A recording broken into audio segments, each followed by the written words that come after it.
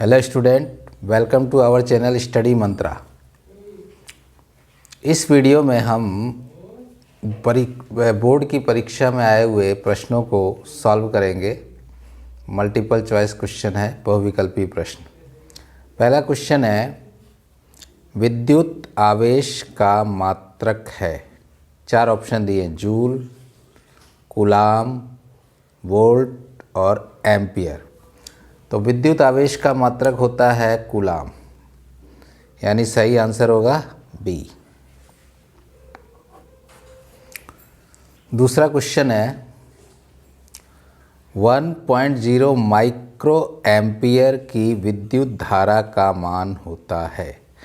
अब माइक्रो का मतलब क्या होता है? माइक्रो का मतलब होता है 10⁻⁻⁶। तो इसका आंसर होगा सी, यानी 10⁻⁻⁶ एम्पियर।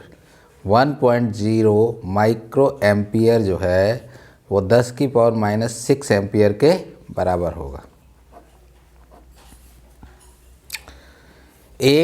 तीसरा क्वेश्चन है, एक प्रोटॉन पर विद्युत आवेश की मात्रा होती है। तो 4 ऑप्शन दिए हैं। ए का मान दिया है 1.0 × 10⁻⁻19 कूलाम, बी दिया है 6.25 × 10⁻+19 कूलाम, सी दिया है 1.6 × 10⁻+19 कूलाम और डी दिया है 1.6 × 10⁻⁻19 कूलाम। तो विद्युत आवेश का मान होता है 1.6 × 10⁻⁻19 कूलाम। अब प्रोटॉन पे धनावेश होता है, इसलिए प्लस मान सही, यानी ये मान इसका आंसर होगा। अगला क्वेश्चन है, एम्पियर गुणे सेकंड किसका मात्रक है? 4 ऑप्शन दिए। ए विद्युत ऊर्जा का, विद्युत वाहक बल का, आवेश का और विद्युत धारा का। इसको सॉल्व करते हैं हम। एम्पियर जो है, देखिए एम्पियर विद्युत धारा का मात्रक होता है, यानी एम्पियर की जगह आएगा आई। और सेकंड जो है वो समय का मात्रक होता है, यानी ये आ जाएगा टी। अब फॉर्मूला विद्युत धारा का होता है I = Q/T बटा 1 हम अपनी तरफ से कर लेते हैं और क्रॉस गुणा करते हैं इसको। तो Q1 से गुणा हुआ तो Q आ गया और IT से गुणा हुआ तो I × T आ गया। अब देखिए I × T किसके बराबर हुआ? Q के। तो Q आवेश होता है और आवेश का मात्रक क्या होता है? ये एम्पियर × सेकंड किसका मात्रक हो जाएगा तब? आवेश का, यानी इसका सही आंसर होगा आवेश। अगला क्वेश्चन है, 1 किलोवाट घंटा में जूल की संख्या होगी। 4 ऑप्शन दिया है। मैंने वीडियो में एक बार बताया था आपको, चौथे वीडियो में। तो इसमें होता है 1 किलोवाट घंटा में जूल की संख्या होगी 3.6 × 10⁶। आंसर होगा डी।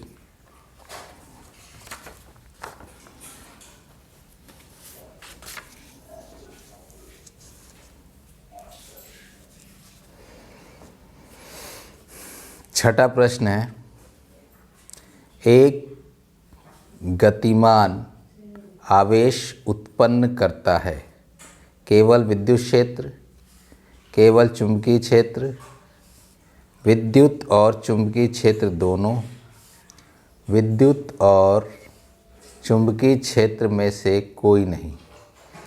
तो जब आवेश गति करता है तो वो विद्युत और चुंबकीय क्षेत्र दोनों पैदा करता है, यानी इसका सही आंसर होगा सी। अगला क्वेश्चन है, R1 एवं R2 प्रतिरोधों के 2 तार समांतर क्रम में जोड़े गए हैं।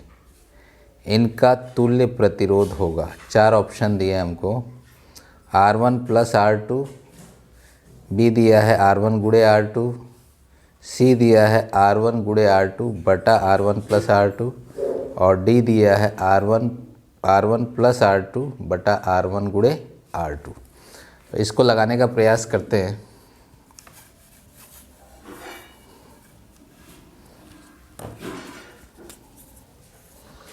दो प्रतिरोध दिए हमको, यहाँ पे 2 प्रतिरोध। तो देखिए R1 व R2 2 प्रतिरोध, 2 तार समांतर क्रम में जुड़े हैं। मान लो समांतर क्रम में इनका तुल्य प्रतिरोध हो जाता है R, यानी 1 बटा R इक्वल टू 1 बटा R1 प्लस 1 बटा R2। अब 1 बटा R इक्वल टू हो जाएगा R1 R2 एलसीएम लिया, तो इसमें जब हम R1 का भाग देंगे तो R2 बचेगा, तो यहाँ पे आ जाएगा R2 प्लस R1 R2 में R2 का भाग दिया और बचेगा R1, इसको 1 से गुणा किया तो यहाँ आ जाएगा R1। अब क्रॉस गुणा करते हैं, इसको इससे, इसको इससे, तो R ये हमने ब्रैकेट में ले लिया और R1 को पहले लिख लेंगे। तो R1 plus R2 equal to, ये गुणा होगा 1 से, तो R1 R2, तो R इक्वल टू हो जाएगा R1 R2 बटा R1 प्लस R2, यानी ये आंसर सही है। अब इसमें देखते हैं कि इसमें कौन सा आंसर सही है। इससे अगर मिलान करें तो ये चीज़ के हिसाब से ये सी आंसर सही होगा।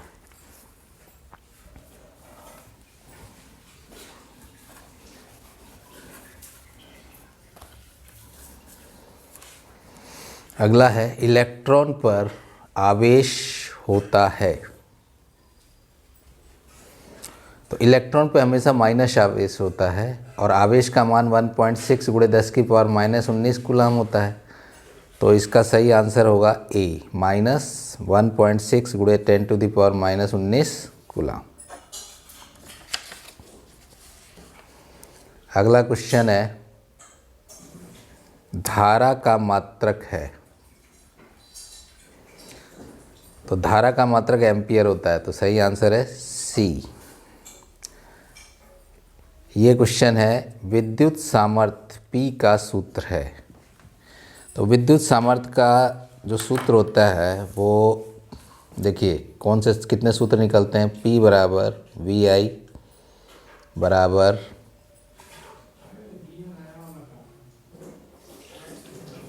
P बराबर VI बराबर V स्क्वायर बटा R equal to I square R।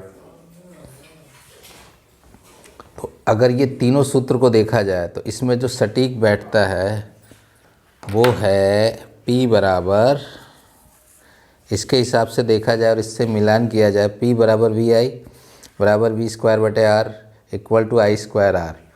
तो ये तीनों सूत्र सही है। तो इसमें अगर देखा जाए इस ऑप्शन में तो इसके हिसाब से सही मान बैठेगा P बराबर VI।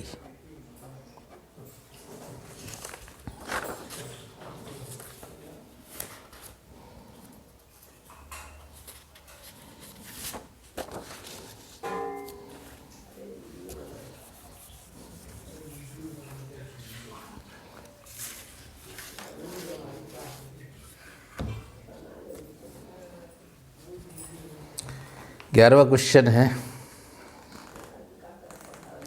ओम का नियम सत्य है।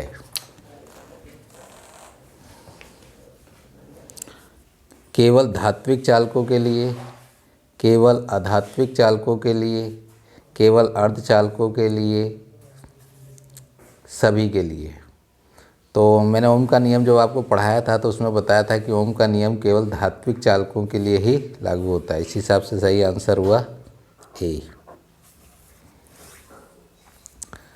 अगला क्वेश्चन है, किसी चालक तार में विद्युत धारा का प्रवाह होता है मुक्त इलेक्ट्रॉनों द्वारा, प्रोटॉनों द्वारा, आयनों द्वारा, न्यूट्रॉनों द्वारा।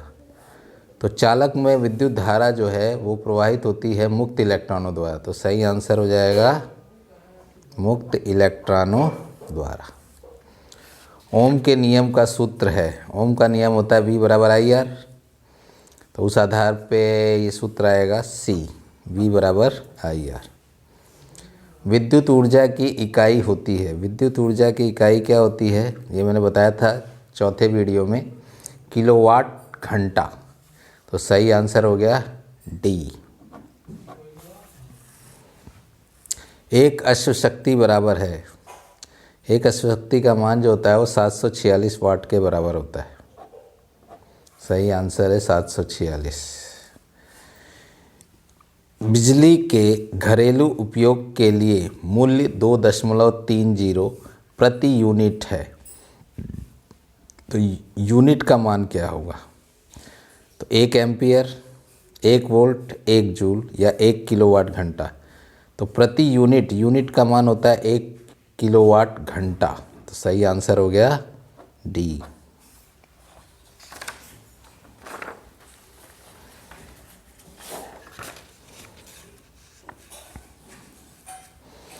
सत्रहवां क्वेश्चन है, ओम के नियम के अनुसार धारा I, विभवांतर V और प्रतिरोध R में अभिष्ट संबंध है।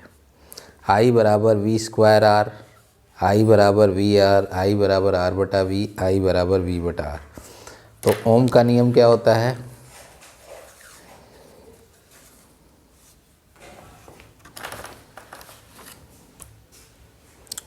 ओम का नियम होता है V बराबर I R।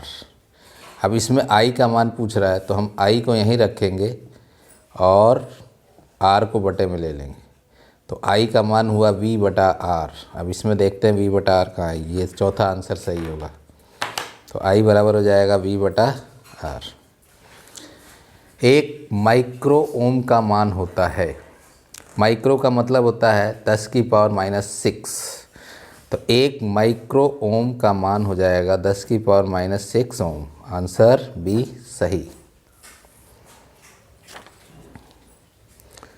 अगला क्वेश्चन है, यदि R प्रतिरोध के 2 प्रतिरोधों को समांतर क्रम में जोड़ा जाए तथा एक R प्रतिरोध को इनके श्रेणी क्रम में जोड़ा जाए तो परिणामी प्रतिरोध होगा।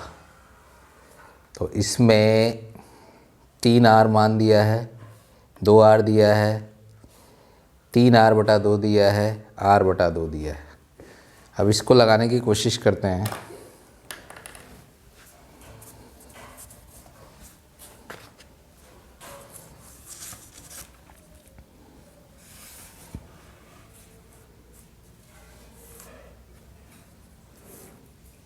R प्रतिरोध के 2 प्रतिरोध को समांतर क्रम में जोड़ेंगे। तो समांतर क्रम में क्या होता है?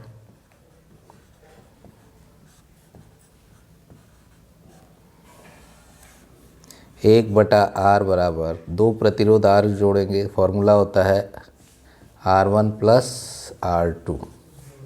तो 1 बटा R बराबर हो जाएगा, मान लीजिए इसका तुल्य प्रतिरोध R डैश है, तो 1 बटा R डैश बराबर हो जाएगा 1 बटा R1 प्लस 1 बटा R2। अब 1 बटा R डैश इक्वल टू हो जाएगा R1 का मान भी R और R2 का मान भी R होगा। तो 1 बटा R प्लस 1 बटा R।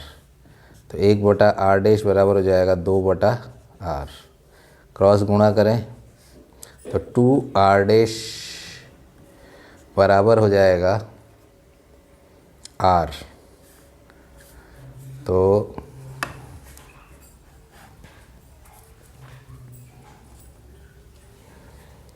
R डैश बराबर हो जाएगा R बटा 2। अब वो बोल रहा है कि इसमें R प्रतिरोध को इसके साथ श्रेणी क्रम में जोड़ा जाए। तो श्रेणी क्रम का फार्मूला क्या होता है? मान लीजिए श्रेणी क्रम का तुल्य प्रतिरोध, चूँकि फाइनल प्रतिरोध हम निकाल रहे हैं तो इसमें हम आर लेंगे, तुल्य प्रतिरोध, तो श्रेणी क्रम में क्या हो जाएगा,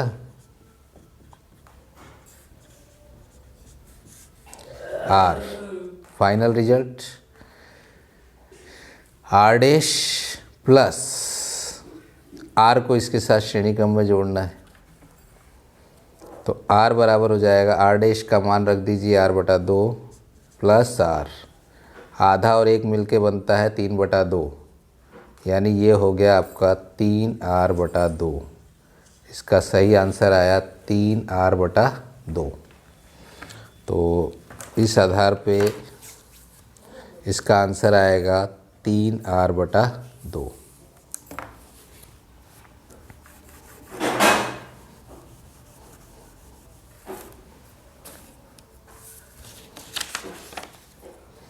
अगला क्वेश्चन है, निम्नलिखित में से कौन सा पद परिपथ में विद्युत शक्ति को प्रदर्शित नहीं करता है।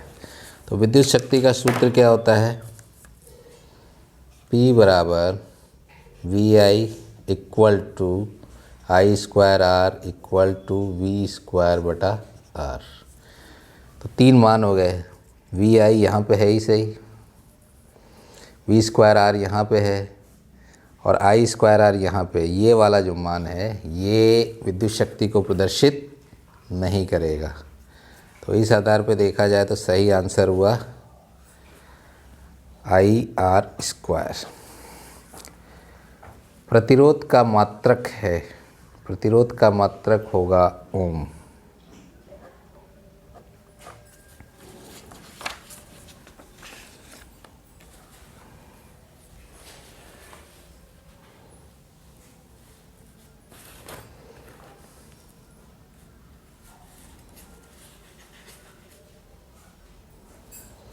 इसी के साथ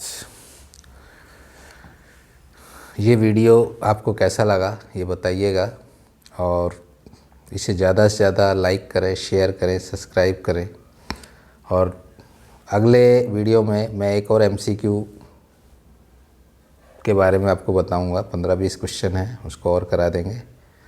तो इसी के साथ वीडियो देखने के लिए थैंक्स।